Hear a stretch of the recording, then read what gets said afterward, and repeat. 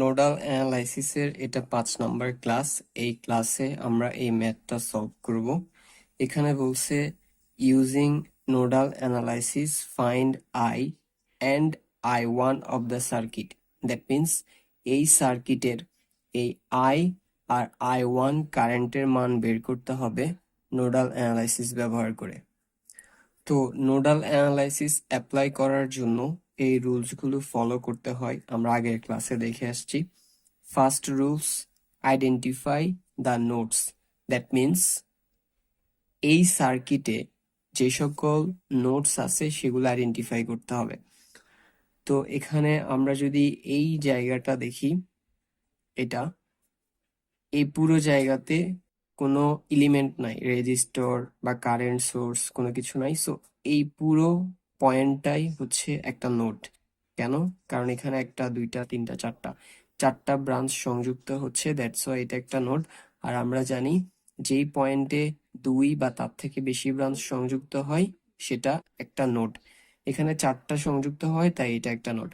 তারপরে এই যে পয়েন্টটা, এটা আচ্ছা, আগের এটাকে আমরা ধরলাম 1 নম্বর নোড। এই যে পয়েন্টটা, এটাও একটা নোড, কারণ এখানে একটা, দুইটা, তিনটা ব্রাঞ্চ সংযুক্ত হচ্ছে, সো এটাও একটা নোড। এটাকে আমরা ধরলাম 2 নম্বর নোড। তারপরে এই যে পুরো জায়গাটা, এটাও একটা নোড, কারণ এখানে একটা, দুইটা, তিনটা, চারটা, এই 4টা ব্রাঞ্চ সংযুক্ত হচ্ছে, দ্যাটস ওয়াই এটাও একটা নোড। এটাকে আমরা ধরলাম 3 নম্বর নোড। এরপরে এই যে পয়েন্টটা, এটাও একটা নোড, কারণ এখানে এইটা, এটা, এইটা, এই 3টা ব্রাঞ্চ সংযুক্ত হচ্ছে, দ্যাটস ওয়াই এটাও একটা নোড। এটাকে আমরা ধরলাম 4 নম্বর node. Second rules, select a node as reference node. That means একটা নোডকে রেফারেন্স নোড হিসেবে সিলেক্ট করতে হবে।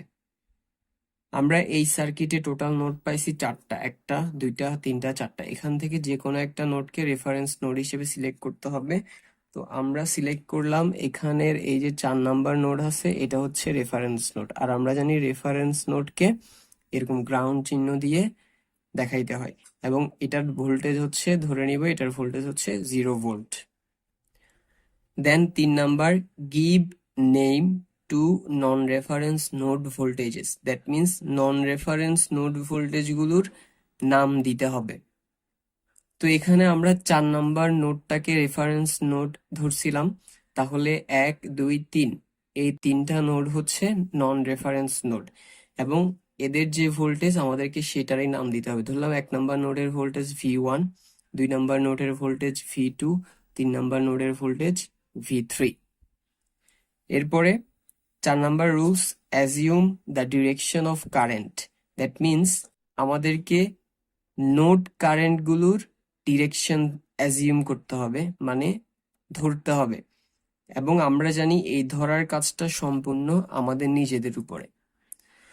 সো দ্যাট মিন্স কি করতে হবে, আমরা ধরলাম এই যে 1 নম্বর নোডটা আছে, এটার কারেন্টের ডিরেকশন গুলো আমাদেরকে ধরতে হবে, এবং আমরা জানি এই ডিরেকশন আমাদের যেভাবে ইচ্ছা সেভাবে ধরতে পারবো।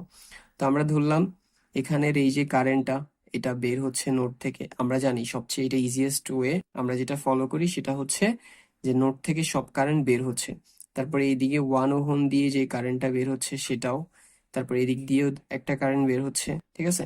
বাট উপরে এই যে এটাতে আমরা কোনো কারেন্টের ডিরেকশন দেওয়া লাগবে না, কারণ এখানে কারেন্ট সোর্স থাকায় অলরেডি বোঝা যাচ্ছে যে কারেন্টটা এখান থেকে বের হচ্ছে, যেহেতু অ্যারো চিহ্নটা বের হওয়াটাই ইন্ডিকেট করতেছে। তারপর V2 নোড, এখানের সবগুলো আমরা ধরবো যে কারেন্ট সব বের হচ্ছে, এদিকের এটা, তারপর এদিকের এটা, ঠিক আছে, এরপর এদিক দিয়েও এটা, ঠিক আছে। সো সবগুলো কারেন্ট বের হচ্ছে। এরপরে 3 নম্বর নোডের এটাতে এদিক দিয়েও কারেন্ট বের হচ্ছে, এদিক দিয়েও কারেন্ট বের হচ্ছে, ধরো এদিক দিয়েও কারেন্ট বের হচ্ছে সবগুলো। বাট উপরের এই কারেন্ট সোর্সের জায়গাটা দিয়ে, যেহেতু কারেন্ট সোর্স এটা, সো এটা দিয়ে কারেন্ট ঢুকতেছে। তাহলে আমাদের তিনোটা নন রেফারেন্স নোডের কারেন্টের ডিরেকশন ধরা হয়ে গেছে। এবার 5 নম্বর রুলস, এটাতে কি বলছে, apply KCL at each non reference node. That means প্রত্যেক নন, এখানে নোড কথাটা নাই, থাকবে প্রত্যেক নন রেফারেন্স নোডে KCL অ্যাপ্লাই করব। তো এখানে প্রথম যে নোডটা আছে সেটাতে আমরা KCL অ্যাপ্লাই করি, তাহলে applying KCL at node 1, that means 1 number নোডে কেসিএল অ্যাপ্লাই করে। তো আমরা কেসিএল জানি আগত কারেন্ট সমান নির্গত কারেন্ট। এখানে কারেন্ট যেহেতু ব্রাঞ্চ 4টা, তাহলে কারেন্টও 4টা, 1 2 3 4। এখন দেখা যাচ্ছে সবগুলো কারেন্টই বের হচ্ছে। দ্যাট মিনস এখানে নির্গত কারেন্ট সবগুলো, আর কোনো আগত কারেন্ট না থাকায় সো আগত কারেন্টের জায়গায় আমরা 0 দিলাম। ঠিক আছে, এগুলো সবগুলোই 4টাই নির্গত কারেন্ট। তো আমরা একটা একটা করে দেখি। প্রথমে আমরা এই যে এদিকে যে কারেন্টটা যাচ্ছে সেটা আমরা জানি।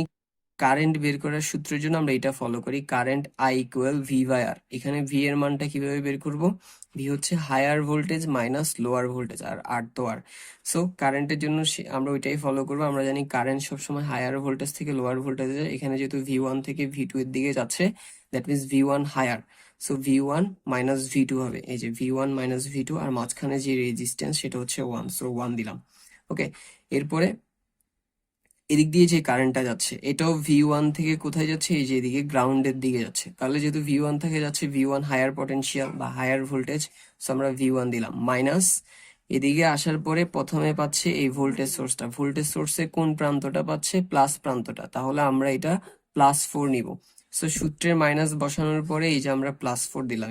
ওকে, তারপরে এটা ক্রস করে আসলে এখানে এই গ্রাউন্ড, আমরা জানি গ্রাউন্ডের ভোল্টেজ হচ্ছে 0, সো সেজন্য -0। মাইনাসটা হচ্ছে সূত্রের, যেহেতু হায়ার পটেনশিয়াল থেকে একটা একটা করে বিয়োগ যাবে। তারপরে মাঝখানে এই ব্রাঞ্চের মধ্যে রেজিস্ট্যান্স পাওয়া যাচ্ছে একটা, হুইচ ইজ 1, সো আমরা 1 দিলাম। এরপরে প্লাস এদিকে যে কারেন্টটা যাচ্ছে এই ব্রাঞ্চ দিয়ে সেটা, যেহেতু ভি ওয়ান থেকে কারেন্টটা বাইরের দিকে যাচ্ছে তাই ভি ওয়ান হায়ার পটেনশিয়াল, আর ভি থ্রি এর দিকে যাচ্ছে ভি থ্রি লোয়ার পটেনশিয়াল। তাহলে কি হবে? V one minus V three, আর মাঝখানে রেজিস্ট্যান্স হচ্ছে 1, so V one minus V three divided by resistance 1। এরপরে এদিক থেকে যে কারেন্টটা বের হচ্ছে সেটা হচ্ছে 5 অ্যাম্পিয়ার, সো +5, আর এদিকে ইকুয়াল 0। 0 কেন? কারণ এখানে কোনো কারেন্ট ঢুকতেছে না, সো এগুলা সব নির্গমনকৃত কারেন্ট, আর এখানে কোনো কারেন্ট আগমন না ঘটায়, আগমনের জায়গায় 0। এরপরে সবগুলোর লসাগু 1 নিলাম। হর দ্বারা ভাগ লব দ্বারা গুণ করলে আমরা এই জিনিসটা পাবো। ঠিক আছে, 1 1 1 পুরোটার লসাগু কত? 1। এরপরে 1 কে হর দ্বারা ভাগ লব দ্বারা গুণ করলে আমরা এই জিনিসটা পাবো, ওটা আর আমি দেখালাম না। এরপর ইকুয়াল 0। তারপর 1 কে এই পাশে পাঠিয়ে দিলে 1 এর সাথে 0 গুণ করলে 0। ওকে, এরপরে এখানে এই যে -4 আর +5, -4 আর +5 এর আনসার হচ্ছে +1। +1 কে সমান চিহ্নের ওই পাশে পাঠাইলে সেটা হয়ে যাবে -1। আগে থেকে ছিল 0, তার সাথে -1 হলে শুধু -1ই হবে। ওকে, তারপরে এখানে এই জায়গায় একটা ভি ওয়ান, এই জায়গায় একটা ভি ওয়ান, এই জায়গায় একটা ভি ওয়ান, টোটাল 3টা ভি ওয়ান, এবং দ্যাট মিনস 3v1 হবে। এরপরে -v2 -v2 এর জায়গায় বসলো, -v3 -v3 এর জায়গায় বসলো। সো হয়ে গেল, এটা আমাদের 1 নাম্বার ইকুয়েশন। সো এবার আমরা নোড 2 তে কেসিএল অ্যাপ্লাই করবো, এই যে এটাতে। So applying KCL at node 2।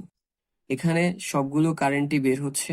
So এই হচ্ছে সবগুলো বের হওয়া কারেন্ট ইকুয়াল আগমন কারেন্ট, যেহেতু না এখানে কোনো, তাই আগমন কারেন্টের জায়গায় আমরা দিলাম এই যে 0 দিলাম।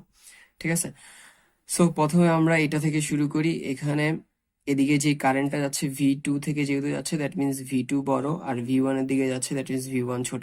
তাহলে V two minus V one, higher voltage minus lower voltage, আর মাঝখানে রেজিস্ট্যান্স 1 1 দিলাম। এরপরে এদিকে যে কারেন্টটা আছে ভি থ্রি এর দিকে, সো ভি টু থেকে যেহেতু ভি থ্রি এর দিকে যাচ্ছে, তাহলে এটা হবে V two minus V three, V two minus V three, মাঝখানে রেজিস্ট্যান্স 1 ডিভাইডেড বাই রেজিস্ট্যান্স। ঠিক আছে, so voltage divide by resistance. তারপরে প্লাস এদিকে যে কারেন্টটা যাচ্ছে সেটা এদিকে ভি টু থেকে গ্রাউন্ডের দিকে যাচ্ছে, দ্যাট মিনস ভি টু বড়। তাহলে ভি টু আর গ্রাউন্ডের ভোল্টেজ হচ্ছে 0, তাহলে V two minus zero divided by মাঝখানে রেজিস্ট্যান্স 1 দিলাম। তাহলে এগুলো সব হচ্ছে বের হওয়া কারেন্ট সমান 0, মিনস আগমনকৃত কারেন্টের মান 0। এরপরে আমরা যদি এদের পুরাটার লসাগু করি, তিনোটা 1 এর লসাগু হচ্ছে 1, রাইট? এরপরে হর দ্বারা ভাগ লব দ্বারা গুণ করলে আমরা এই জিনিসটা পাবো।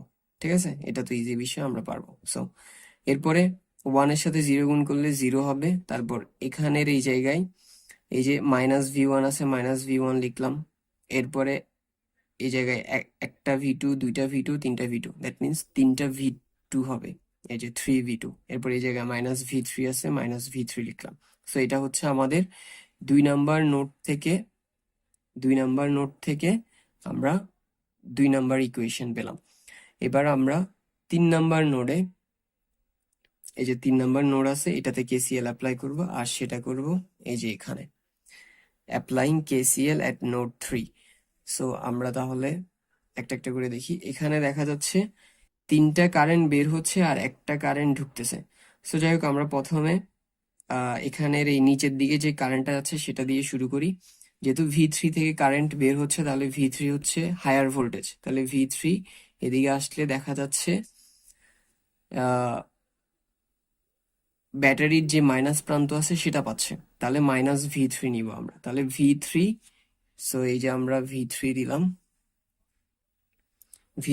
এটা হচ্ছে সূত্রের মাইনাস, আর আমরা দেখছিলাম যে ব্যাটারির মাইনাস ভি3 পাচ্ছে, সো মাইনাস ভি3 দিলাম। তারপরে এরপরে আরেকটু আসলে এখানে গ্রাউন্ড পাচ্ছে, গ্রাউন্ডের ভোল্টেজ হচ্ছে 0, তারপরে এখানে মাঝখানে রেজিস্ট্যান্স হচ্ছে 1। তাহলে বিষয়টা কিরকম দাঁড়াচ্ছে, এই যে -0 আর নিচে ডিভাইডেড বাই রেজিস্ট্যান্স 1, এরপরে প্লাস, তারপরে আমরা যদি এদিকে যে কারেন্ট আছে সেটা দেখি, যেহেতু ভি3 থেকে ভি2 এর দিকে যাচ্ছে, তাহলে এটা হবে ভি3 মাইনাস ভি2, মাঝখানে রেজিস্ট্যান্স 1।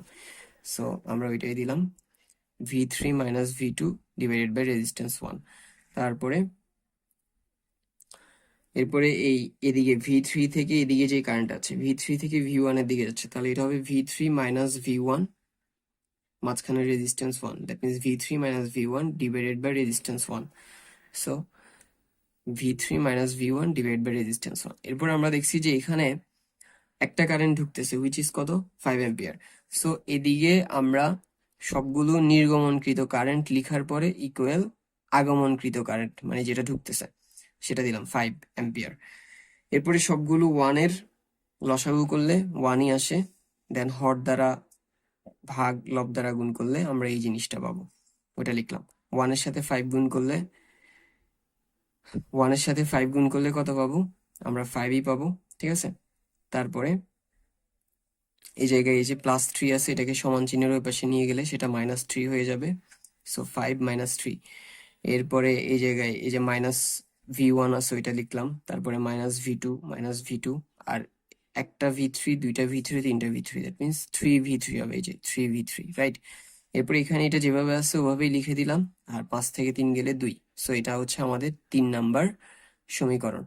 এবার আমরা এখানে তাহলে যদি খেয়াল করি, আমরা যেমনটা জানি যে আমাদের যতগুলো নোড ভোল্টেজ ততগুলো ইকুয়েশন লাগবে। এখানে নোড ভোল্টেজ হচ্ছে 1, 2, 3, ভি1, ভি2, ভি3, এবং ঠিক আমরা ততগুলোই ইকুয়েশন পাইছি, রাইট। এই যে এখানে 1 number equation, 2 number equation, 3 number equation. এবার যদি আমরা তিনোটা ইকুয়েশনকে ক্যালকুলেশনের যেই ইকুয়েশন সলভিং ফাংশনটা আছে ওইটাতে তিনোটা ইকুয়েশনকে সলভ করি, তাহলে ভি1 এর মান আসবে 0 ভোল্ট, ভি2 এর মান আসবে 0.25 ভোল্ট, ভি3 এর মান আসবে 0.75 ভোল্ট। কিভাবে সলভ করতে হয় ওই জিনিসটা কিন্তু আমরা এর আগের বেশ কয়েকটা ক্লাসে দেখে আসছি, সো ওই জন্য আমরা আর এই ক্লাসে 3টা ইকুয়েশন কিভাবে ক্যালকুলেটর দিয়ে সলভ করবো এটা দেখলাম না। যাই হোক, তিনোটা ভোল্টেজের মান পেয়ে গেলাম, বাট আমাদেরকে কোশ্চেনে কিন্তু ভোল্টেজের মান বের করতে বলা হয়নি, আমাদেরকে বলছে এই আই আর এই I1 এর মান বের করতে। সো আমরা যদি প্রথমে এই আই এর মান বের করি, তাহলে কি হবে, আই এর ডিরেকশনটা কোন দিক থেকে আসতেছে, এই যে অ্যারো এদিকে, দ্যাট মিনস কারেন্টটা আসতেছে ভি3 থেকে ভি2 এর দিকে। তাহলে আমরা যেমনটা জানি কারেন্ট যেদিক থেকে আসে সেটা হায়ার ভোল্টেজ, আর যেদিকে যায় সেটা লোয়ার ভোল্টেজ, দ্যাট মিনস ভি3 হচ্ছে হায়ার ভোল্টেজ, ভি2 হচ্ছে লোয়ার ভোল্টেজ। তাহলে আই এর মান বের করার জন্য ভোল্টেজের মান হবে ভি3 মাইনাস ভি2, রাইট। আর মাঝখানে রেজিস্ট্যান্স কত, 1। সো আমরা আই এর মান বের করার জন্য বিষয়টা ওভাবে করে দিলাম। এই যে এটা হচ্ছে ভি3 এর মান, আর এটা হচ্ছে ভি2 এর মান। এই যে ভি3 এর মান 0.75, ভি3 এর জায়গায় 0.75, আর ভি2 এর জায়গায় 0.25 দিলাম, ডিভাইড বাই রেজিস্ট্যান্স 1। সো এটাকে ক্যালকুলেশন করলে আনসার আসবে 0.5 অ্যাম্পিয়ার, দ্যাট মিনস এটা আমাদের একটা আনসার, আই এর মান 0.5 অ্যাম্পিয়ার। তারপরে এবার যদি আমরা I1 এর দিকে যাই, I1 এর ডিরেকশন উপর থেকে নিচের দিকে, দ্যাট মিনস ভি3 এর দিকে কোন দিকে, গ্রাউন্ডের দিকে। তো আমরা যেমনটা জানি যেখান থেকে কারেন্টের চলাচল শুরু হয় সেটা হায়ার ভোল্টেজ, রাইট, বা হায়ার পটেনশিয়াল, দ্যাট মিনস এখানে ভি3টা হচ্ছে হায়ার ভোল্টেজ। এবার নিচের দিকে গিয়ে একটা একটা করে ভোল্টেজ বাদ দিব। সো ভি3 যেহেতু হায়ার ভোল্টেজ, মাইনাস তার থেকে এখানে এদিক দিয়ে এসে কাকে পাচ্ছে, ভোল্টেজ সোর্সের মাইনাস প্রান্তকে পাচ্ছে, দ্যাট মিনস এটা হবে -3। সো ভি3 থেকে -3 কে বাদ দিব, সো আমরা ওটাই করলাম। এই যে I equal voltage by resistance, ভোল্টেজে V3 যেটার মান হচ্ছে 0.75 মাইনাস 3, ঠিক আছে, কারণ মাঝখানে ওই যে ভোল্টেজ সোর্স পড়ছিল সেটার মান -3। তারপরে কোন দিকে যাবে সেটা, তারপরে ভোল্টেজ সোর্সের পরে এই গ্রাউন্ডে দিকে যাবে, গ্রাউন্ডের ভোল্টেজ জানি আমরা 0। সো এটা থেকে আমরা 0 বাদ দিব, এই যে 0 বাদ দিচ্ছি, ঠিক আছে, -0। আর মাঝখানের রেজিস্ট্যান্স কত পড়ছিল, মাঝখানের রেজিস্ট্যান্স পড়ছে 1 ohm. So divided by 1 ohm resistance, তাহলে আমরা এই যে 1 ওহম রেজিস্ট্যান্স দিলাম। আর এটা পুরোটা এখানে 0.75 এর জায়গায় লিখলাম, এখানে মাইনাসে মাইনাসে প্লাস হলো, তারপর 3 এর জায়গায় বসে গেলে 0 লেখা লাগে না। 0.75 আর 3 যোগ করলে 3.75, নিচে 1 এর মতো বসলো। 3.75 কে আমরা জানি 1 দিয়ে ভাগ করলে 3.75 হয়। সো আমাদের I1 এর মান বের হয়ে গেল, যেটা হচ্ছে 3.75 এম্পিয়ার, ঠিক আছে। সো এটা আরেকটা আনসার হয়ে গেল, তাহলে আমাদের আনসার এটাই। That's all for today.